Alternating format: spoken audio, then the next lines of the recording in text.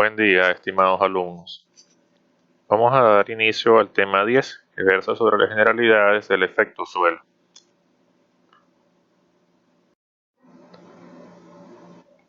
La primera pregunta es ¿qué es el efecto suelo? Y aquí les coloco la referencia, la cual nos indica que el efecto suelo es un fenómeno en el que un plano de tierra influye en el campo de flujo alrededor de un cuerpo cuando vuela cerca del suelo. Viéndolo gráficamente, consiste en lo siguiente. Aquí tenemos una vista lateral de un perfil y se observan las líneas de corriente aproximada que puede haber alrededor de un perfil. Y cuando colocamos un plano de suelo, obviamente las líneas no pueden hacer su recorrido de forma regular porque está el plano de suelo atravesado. Entonces el campo de flujo de fluidos debe deformarse para adaptarse a este nuevo escenario, quedando algo parecido a lo que muestran las líneas de color rojo, que es algo así. Entonces hay una deformación del campo de flujo de fluidos debido a que está atravesado un plano de suelo o el suelo. Ahora, ¿qué sucede en un ala tridimensional? Que no es solo un perfil. Claro, el ala se forma por un perfil, pero adicionalmente, ¿qué sucede? En una vista frontal de un ala vemos que hay vórtices alrededor de las puntas de las alas, por lo que se llama la deformación del campo de flujo de fluido para la formación de los vórtices.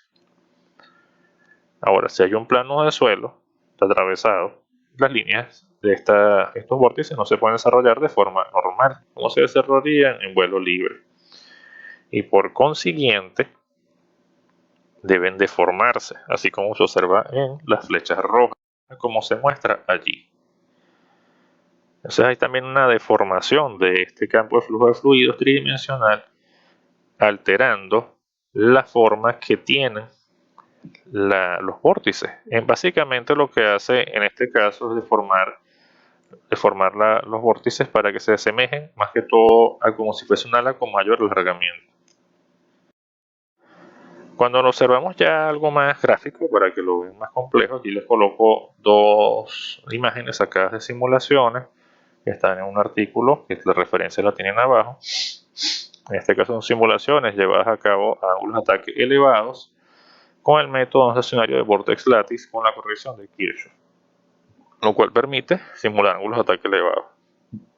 Tenemos el lado izquierdo, un ala que está, ahí se aparece la altura, en altura, pero está asemejando que si fuese vuelo libre y vemos con el flujo completamente desarrollado, como se forman los vórtices y toda la cuestión del flujo. Pero cuando vemos el que está del lado derecho, vemos que hay un cambio significativo en lo que son estos cuadros de vórtices porque obviamente el suelo está atravesado, o sea, el plano del suelo está allí y no permite que se desarrollen adecuadamente, haciendo que sea un desarrollo diferente. Además, ese pico que ustedes ven en medio detrás del ala, significa que el ala entró en pérdida. O sea, además que el ala no estaba entrando en pérdida, pasa a que el ala está entrando en pérdida. O sea, está pasando otra cosa adicional más extraña todavía. Entonces, ¿cómo resumimos qué efectos tiene el efecto suelo en perfiles y en alas y aviones? Primeramente, en perfiles vemos que hay una leve reducción de la resistencia viscosa debido a la reducción de la velocidad en el intra-2 y un aumento de la sustentación. Puede haber otros efectos, pero ya dependerán específicamente del perfil como tal. O sea, tendríamos que estudiar el perfil en específico y ver qué otras cosas suceden, por ejemplo, con los coeficientes de momento o con el CL máximo u otros efectos que puedan suceder.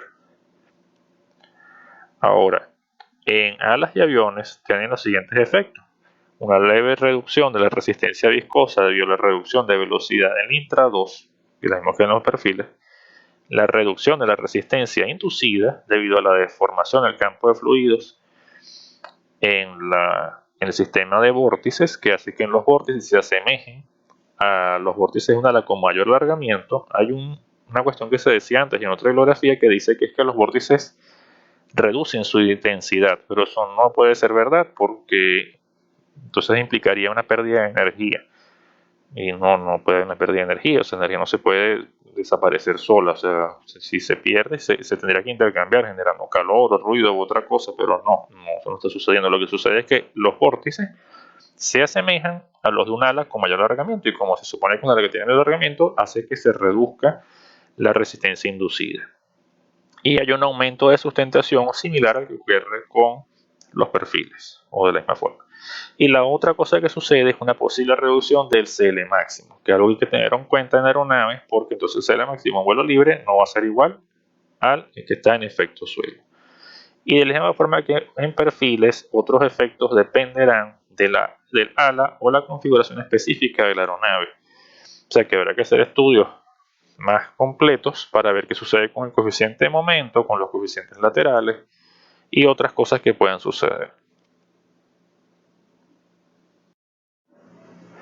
Teniendo un esquema de cómo se ve un perfil ala en efecto suelo avión, tenemos que H es la altura. Tenemos una muestra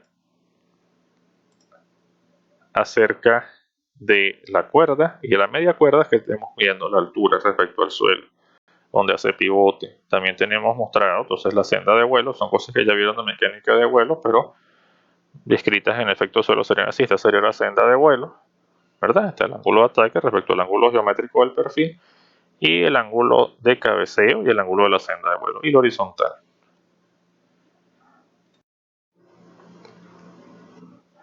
Ahora vemos una cosa llamada factor de resistencia inducida debido al efecto suelo. En este caso yo lo llamo G. Hay autores lo llaman G, otros en otro nombre, vamos a usar la G. Sabemos que resistencia en vuelo libre está escrita así, por eso coloco aquí el infinito, con altura infinita, vuelo libre. Y en efecto suelo, entonces le colocamos un índice GE, que significa ground effect o efecto suelo. Ahora, la relación de la resistencia de vuelo libre y el efecto suelo, como se muestra aquí, es igual a G. Y si tomamos en cuenta que la resistencia inducida se mide para un coeficiente de sustentación igual para ambos casos, entonces haciendo álgebra vamos a llegar a que simplemente tenemos el factor de resistencia debida a la sustentación como la única variable que está relacionada, y quedando así. Entonces, cuando hacemos esto, por ejemplo experimentalmente o por medio de simulaciones, obtenemos, al tener esta relación, esta cuestión que se está mostrando. Obviamente, cuando son alturas mayores, el valor de G es bastante similar, cercano a 1, y va reduciéndose a una proporción similar a la que está mostrando en este gráfico, tal cual como se observa.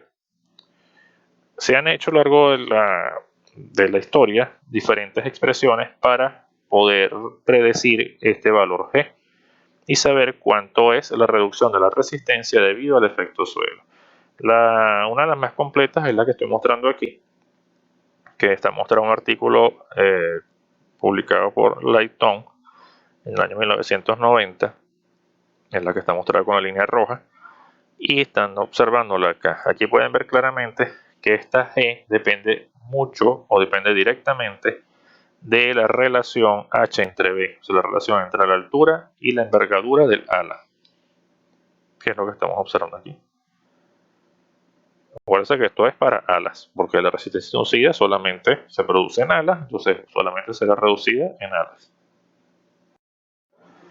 Cuando observamos esto más detalladamente, para que entiendan qué sucede en el efecto suelo, tenemos una relación que cuando es H entre B está entre 1,5 y 2,5, se dice que es un efecto suelo. De hecho, hay autores que dicen que el efecto suelo todavía no ha empezado aquí. Sin embargo, el efecto suelo sí empieza en 2,5, porque si ustedes calculan los factores G para 2,5 van a ver que da un número que no es igual a 1, aunque se asemeje bastante, pero no es igual a 1.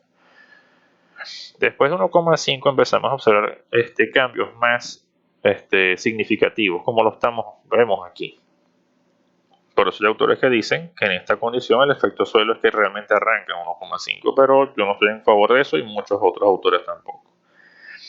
Justamente en este espacio de 2,5 a 0,5 igual H entre B, tenemos la acción de aeroplanos en despegue y aterrizaje. De hecho, los aeroplanos a veces no llegan ni tan bajo, depende también cuán altas tienen las alas. Por ejemplo, un avión regular siempre estará alrededor la mínima, cuando está haciendo rodada en el suelo, es un HB similar a 0,5, y si son a la alta puede ser que sea mayor a 0,75. y cuando despegue y aterriza, entonces va a transitar todo este camino que está acá. O sea que viene, para aterrizar, pasa todo esto hasta que llega al suelo y para despegar lo contrario. Este pequeño espacio que está acá, llamado el efecto suelo extremo o Extreme Ground Effect, que las aeronaves regulares, no aviones, pues, no se ven afectados por él porque es verdad demasiado pegado al suelo. Algo no es conveniente porque están cerca del suelo, puede ocurrir lo que llaman daño por objetos foráneos o FODs. Sí se ocurre en lo que se llaman los ecranoplanos, que son estos vehículos que son muy parecidos a aeroplanos, pero que siempre vuelan sobre el agua y muy cerca del agua, sobre el agua, pero muy cerca del agua. O sea que son aeroplanos diseñados para volar, son como aeroplanos, no son aeroplanos, pero muy cerca del agua. Los primeros que desarrollaron esto fueron soviéticos, que lo usaron para volar en el mar Caspio y el mar Negro. Y hoy en día los desarrollos van de muchos países, Suecia, Alemania, Japón, Corea, que buscan desarrollar este tipo de vehículos porque respecto a aeronaves normales consumen muchísimo menos combustible gracias a la reducción de resistencia inducida en efecto suelo. Y la otra que sucede en efecto suelo extremo es en autos de carrera, sobre todo autos de carrera de Fórmula 1. Como es un vehículo, obviamente está muy cerca del suelo y aprovechan esta situación para tener dispositivos, aletas, alerones, spoiler o el mismo vehículo en sí para aprovechar el efecto suelo para adherirse mejor al suelo a medida que alcanzan mayores velocidades. Entonces, a medida que tiene más velocidad, tiene más adherencia al suelo, ya hace esto que evita que haya deslizamientos en curvas muy cerradas, por ejemplo. Con esto terminamos este tema. Hasta luego.